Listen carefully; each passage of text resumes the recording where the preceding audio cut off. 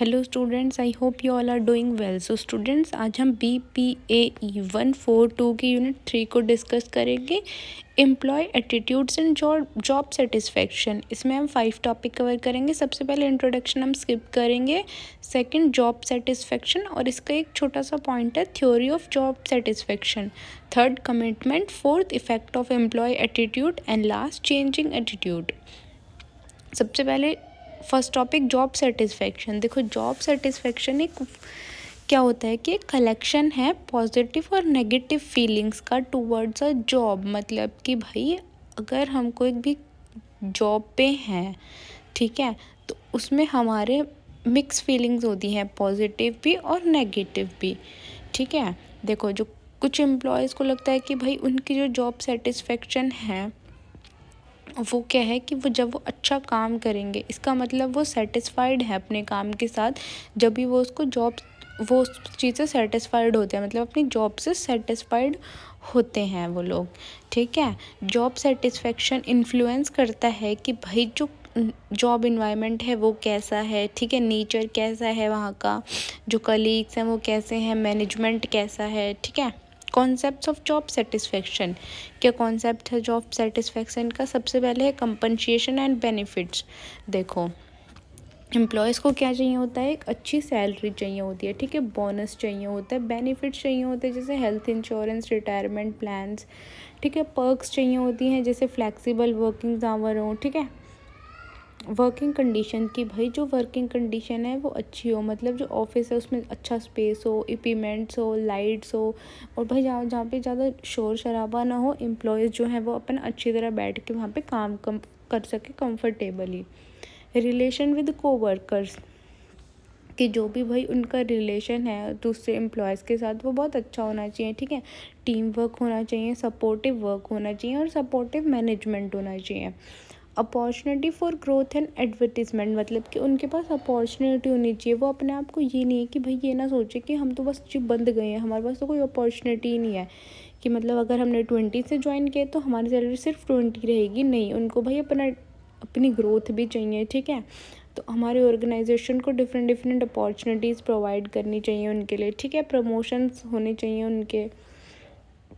Work life balance, की भाई वहाँ पे ना अपनी पर्सनल लाइफ और क्या है प्रोफेशनल लाइफ के बीच में एक बैलेंस होना चाहिए, कि जितने घंटे की आपकी जॉब है बस आप उतनी ही हमारे काम करने के वो होने चाहिए। ठीक है, ये नहीं कि भाई हम घर जाके भी अपना काम ही कर रहे हैं ऑफिस के, ऐसा कुछ नहीं होना चाहिए। मतलब एक तरह से बैलेंस होना चाहिए दोनों चीज़ों के बीच, पर्सनल भी और प्रोफेशनल की। जितना आपको काम कराना चाहिए ऑफिस में कराओ, घर जाके नहीं होगा हमसे। ठीक है, जॉब सिक्योरिटी सबसे इम्पॉर्टेंट, कि भाई उनके पास जॉब सिक्योरिटी होनी चाहिए। ये नहीं कि नहीं जी अगर आपने कल को काम अच्छा नहीं किया तो आपको निकाल देंगे, नहीं, जॉब सिक्योरिटी सबसे मेन है। ठीक है, नेक्स्ट टॉपिक है थ्योरीज ऑफ जॉब सेटिस्फेक्शन। सबसे फर्स्ट हायरार्की ऑफ नीड्स। देखो, ये थ्योरी बताती है कि जो ह्यूमन नीड्स हैं, जैसे जो बेसिक ह्यूमन नीड्स है वो फुलफिल होनी चाहिए, जैसे फूड, वाटर, शेल्टर, सिक्योरिटी। ठीक है, ये हमारी क्या है, बेसिक नीड्स है जो कि फुलफिल होनी चाहिए। सेकंड, मोटिवेटर हाइजीनिक थ्योरी, की मतलब जो एम्प्लॉयज़ हैं वो मोटिवेट हों, ठीक है, उनको टाइम टू टाइम बोनस मिले, ठीक है, उनके पास बेनिफिट्स होने चाहिए, वो अपनी जॉब से सेटिस्फाई होने चाहिए, वो अपने काम से सेटिस्फाई होने चाहिए। ठीक है, और साथ साथ क्या है, वहाँ पे हाइजीन भी पूरी मेंटेन होनी चाहिए। ठीक है, हाइजीन फैक्टर्स होते हैं जैसे वर्किंग कंडीशंस, कंपनी की policy, structure, job security, interaction with colleagues and management. ठीक है, ये हमारी एक तरह से क्या है, जॉब सेटिस्फेक्शन का एक पार्ट है। ठीक है, और हाइजीनिक तो बहुत ही इम्पॉर्टेंट है, आपको पता ही है जब से कोरोना आया उसके बाद से हाइजीन हमारे लिए कितनी इम्पॉर्टेंट हो गई है। डिस्पोजिशनल अप्रोच, इस अप्रोच में बताया गया है कि जो जॉब सेटिस्फेक्शन है वो क्लोजली रिलेटेड है पर्सनालिटी से। ठीक है, कि भाई जो पर्सनालिटी है इंसान की वो कैसी है, उसके आइडियाज़, उसकी स्किल्स कैसी हैं। ठीक है, job satisfaction and organisational behaviour. एक तो भाई क्या है, सबसे पहले तो जॉब से हम अपनी जॉब, मतलब अपनी जॉब इन द सेंस अपने काम से हम सेटिस्फाई होने चाहिए, जब भी क्या है हमें उसमें काम करने में मज़ा आएगा। ठीक है। अगर भाई हमें कोई ऐसा काम दे दिया जो हमें आता ही नहीं और जिसमें हमें करने में मज़ा ही नहीं आता, तो हम उसमें क्यों ही टाइम वेस्ट करेंगे। ठीक है। When a person is fully satisfied with his work, he will sincerely committed to his job. अगर एक इंसान अपने काम से खुश है तो वो भाई कमिटेड है उस जॉब के लिए कि हाँ जी अब हम बिल्कुल परफेक्ट है। ठीक है। अगर इंसान अपनी जॉब से सेटिस्फाई है तो वो क्या करेगा, प्रोडक्टिविटी इंक्रीज़ करेगा। ठीक है। ऑर्गेनाइजेशन की ग्रोथ में हेल्प करेगा, उनको इनोवेटिव आइडियाज़ प्रोवाइड करेगा। ठीक है। Job satisfaction is required for job involvement, which in turn leads to commitments to one specific job. ठीक है। जो हमारी जॉब सेटिस्फेक्शन है वो दर्शाती है कि हम अपने काम में कितना इन्वॉल्व हैं। ठीक है। कितना हम अपने काम के प्रति कमिटेड है। नेक्स्ट टॉपिक है कमिटेड। कमिटेड क्या होता है कि भाई हम किसी भी चीज़ से कमिटमेंट ले ले, इन द सेंस कि अगर हमने कोई भी नई ऑर्गेनाइजेशन ज्वाइन करी है तो हम अपने काम के प्रति कमिटेड होने चाहिए। ठीक है। ये नहीं कि जी ऑर्गेनाइजेशन तो ज्वाइन कर ली, सैलरी ले रहे हैं, हमें काम से कोई मतलब ही नहीं। हमें कमिटेड होना चाहिए कि भाई हम अपनी ऑर्गेनाइजेशन की ग्रोथ भी करेंगे। ठीक है। उसको पूरा ग्रो करेंगे, उसको उसमें इनोवेटिव आइडियाज़ लेके आएंगे, ये सब। ठीक है। कैरेक्टरिस्टिक्स ऑफ कमिटेड पर्सन की क्या कैरेक्टरिस्टिक्स होते हैं कमिटेड पर्सन के। सबसे पहले है करेज ऑफ कन्वेंशन की, मतलब उसकी जो वैल्यूज़ हैं अपने काम के प्रति वो बहुत ही स्ट्रॉन्ग होनी चाहिए। ठीक है। वो एक पैशनेटेड पर्सन होना चाहिए। ठीक है। लॉयल, कि भाई वो अपने काम को लेके लॉयल होना चाहिए। ठीक है। ये नहीं कि हाँ जी मैंने तो बोल दिया मैं कल तक कर दूँगी, पर कल तक तो हुआ ही नहीं। उसको अपने काम के प्रति पूरा लॉयल होना चाहिए। ठीक है। ड्रीमर, मतलब उसके कुछ स्पेसिफिक गोल्स होने चाहिए। ठीक है। जिनको उसका अचीव करने का टारगेट होना चाहिए। ठीक है। टफ, देखो कई बार क्या होता है कि भाई हम कमिट तो कर देते हैं पर हमारे लिए वो काम करना बहुत ही मुश्किल हो जाता है। तो उसका मतलब ये तो है नहीं कि भाई हम उस काम को छोड़ देंगे। ठीक है। फिर भी हमारा क्या फ़र्ज़ बनता है कि हाँ जी भले ही हमें थोड़ा टाइम लग रहा है पर हमें वो काम पूरा करना ही करना है। ठीक है। हैप्पी, जो कमिटेड पर्सन होते हैं जब वो अपना गोल क्या है, एक मिनट, अपना गोल जब अचीव कर लेते हैं तो वो बहुत ही खुश हो जाते हैं। ठीक है। Each day is one step forward towards achieving their गोल, मतलब हर दिन उनके लिए क्या है कि भाई उनको अपना गोल अचीव करना है। ऑर्गेनाइजेशन कमिटमेंट की, भाई ऑर्गेनाइजेशन की कमिटमेंट क्या है कि जो भी एम्प्लॉय है वो अपने काम से लॉयल रहेगा। ठीक है। जो उसने कमिट किया है वो काम वो पूरा करेगा ही करेगा। ठीक है। वो ऑर्गेनाइजेशन की प्रोडक्टिविटी को इंक्रीज़ करने में हेल्प करेगा, ग्रो करने में हेल्प करेगा। ठीक है। आउटपुट बहुत ही अच्छा देगा और ज़्यादा से ज़्यादा प्रॉफिट देगा ऑर्गेनाइजेशन को। ठीक है। नेक्स्ट टॉपिक है इफ़ेक्ट ऑफ एम्प्लॉय एटीट्यूड। देखो जब भी एक एम्प्लॉय आता है एक ऑर्गेनाइजेशन में तो उसके डिफरेंट आइडियाज़ होते हैं। ठीक है। डिफरेंट गोल्स होते हैं। ठीक है। उसका एटीट्यूड काम को लेके बहुत ही अलग होता है। ठीक है। कई बार भाई वो क्या है कि रिकॉग्नाइजेशन एक्सेप्ट करता है अपनी ऑर्गेनाइजेशन को से। ठीक है। अगर देखो सबसे इम्पॉर्टेंट है कि जब भी वो एक ऑर्गेनाइजेशन को इफ़ेक्ट जब भी करेगा जब वो अपने काम से क्या है सेटिस्फाइड होगा। ठीक है। अगर हमारे वर्कर का पॉजिटिव एटीट्यूड है तो उसकी जो परफॉर्मेंस है वो बहुत ही ज़्यादा अच्छी होगी। ठीक है। अगर उसका नेगेटिव एटीट्यूड है तो उसकी परफॉर्मेंस बहुत ही बेकार होगी। उस एम्प्लॉय का हमारी ऑर्गेनाइजेशन में कोई भी फ़ायदा नहीं होगा। ठीक है। देखो एम्प्लॉय एटीट्यूड और जॉब सेटिस्फेक्शन का एक बहुत ही क्लोज रिलेशनशिप है। ठीक है। कि एम्प्लॉय अगर सेटिस्फाइड है तो वो बहुत ही अच्छा काम करेगा, अगर वो अपने उससे सेटिस्फाइड नहीं है तो वो क्या करेगा, सिर्फ फॉर्मेलिटी करेगा।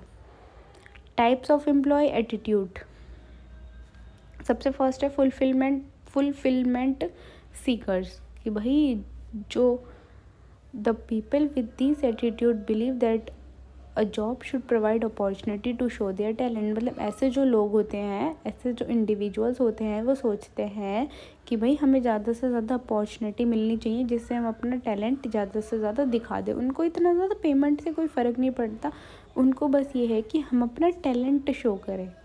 ठीक है। हाई अचीवर्स, कि भाई जिनके एम्बिशन, मतलब जिनके गोल बहुत बड़े बड़े होते हैं, तो वो क्या होता है कि वो सोचते हैं कि भाई हम जल्दी से जल्दी अपने गोल को अचीव कर ले। क्लॉक पंचुअल कि भाई जो जॉब का टाइम है वो उसी पे आएंगे, ठीक है। वो भाई अपने टाइम को लेके बहुत ही पर्टिकुलर होते हैं और उनको लगता है कि जॉब और जो करियर है वो डिफरेंट है। रिस्क टेकर जो हमेशा रिस्क लेने के लिए रेडी रहते हैं। पे चेक कैशर्स कि भाई कुछ लोग ऐसे भी होते हैं जिनको ज़्यादा पैसों से फ़र्क पड़ता है, ठीक है, इतना ज़्यादा अपॉर्चुनिटी से फ़र्क नहीं पड़ता। फैक्टर्स इफेक्टिंग एटीट्यूड के ऐसे कौन से फैक्टर्स हैं जो एटीट्यूड इफ़ेक्ट करते हैं एटीट्यूड को। सबसे पहले साइकोलॉजिकल। देखो एक जो पर्सन है उसकी बिलीव्स, उसके आइडियाज़, उसका सब कुछ क्या है डिफरेंट होता है, इसी से उसके बिहेवियर का पता चलता है, ठीक है। नेक्स्ट फैमिली, जो हमारा घर होता है वो हमारा फर्स्ट स्कूल होता है हमें अपने अच्छे अच्छे क्या सीखने में, गुड एंड बैड डेवलपमेंट का, ठीक है। देखो सबसे पहले जब बच्चा होता है तो वो अपने घर से सब कुछ सीखता है, ठीक है, कि भाई अगर घर वाले ज़्यादा हिंदी बोलते हैं तो वो भी हिंदी बोलेगा, घर वाले ज़्यादा इंग्लिश बोलते हैं तो क्या है वो भी इंग्लिश बोलेगा, उसकी पर्सनालिटी वैसी ही हो जाएगी, ठीक है। सोसाइटी, जब हम लोगों को देखते हैं घर से बाहर निकल के तब हम उनसे इन्फ्लुएंस होते हैं, कुछ अच्छी चीज़ों से इन्फ्लुएंस भी होते हैं, कुछ बुरी चीज़ों से इन्फ्लुएंस भी होते हैं, वही एक टाइम बाद उनका एटीट्यूड शो करता है, ठीक है। इकोनॉमिक कि भाई कुछ लोगों को बहुत फ़र्क पड़ता है पोजीशन से, ठीक है, फाइनेंशियल कंडीशन से, वह कहाँ काम कर रहे हैं, कौन से ऑर्गेनाइजेशन में काम कर रहे हैं। लास्ट टॉपिक है चेंजिंग एटीट्यूड। देखो हमारा जो एटीट्यूड है वो चेंज होता रहता है टाइम के साथ, इन्वायरमेंट के साथ, ठीक है, प्रॉपर अटेंशन के साथ। देखो अगर कोई बंदा है, कोई एम्प्लॉय है, वो हमेशा हर चीज़ पॉजिटिव देखता है तो वो क्या है, वो हमेशा पॉजिटिव रहेगा। अगर वो सब लोगों की कमियां देखता है तो वो बस क्या है कि भाई वो नेगेटिव ही है वो बंदा, ठीक है। हम देखो अपने एम्प्लॉयज़ को मोटिवेट कर सकते हैं रिवॉर्ड्स दे के, ठीक है, उनको अटेंशन दे के, उनकी प्रॉब्लम सॉल्व करके, ठीक है। हमारे मैनेजमेंट की ड्यूटी बनती है कि अगर उनको कोई भी दिक्कत आ रही है, ठीक है, कोई भी चैलेंज आ रहा है तो हम उनको सॉल्व कर सकें। Types of changing attitudes. First है concurrent change. Concurrent change means through the original attitude is not change completely. देखो इसमें बताया गया है कि हमारा एटीट्यूड उस चीज़ को लेके पर कंप्लीट चेंज नहीं होता है, हमारी सिर्फ फीलिंग्स चेंज होती है। जैसे देखो अगर एक पर्सन, एक इंडिविजुअल है जो कि पैसा वेस्ट करता है गैम्बलिंग में, तो वो काउंसलिंग से क्या है थोड़ा कम कर देगा उसको, पर वो पूरा ख़त्म नहीं कर सकता उसको, ठीक है। इनकनकरेंट चेंज कि भाई इंसान नेगेटिव से पॉजिटिव हो जाएगा। जैसे अगर कोई पर्सन है वो अपने बॉस को लाइक नहीं करता तो वो अपने बॉस को लाइक करना शुरू कर देगा क्योंकि नेगेटिविटी क्या है उसकी ख़त्म हो गई है, ठीक है। बैरियर्स टू चेंज एटीट्यूड, क्या बैरियर्स है। स्ट्रॉन्ग कमिटमेंट, भाई देखो अगर तुमने किसी चीज़ के लिए कमिट किया है तो आपको वो पूरा करना ही करना है, ठीक है। Low creditability, if it is the tendency of employ not to respond to the change suggested by seniors because they do not trust in them.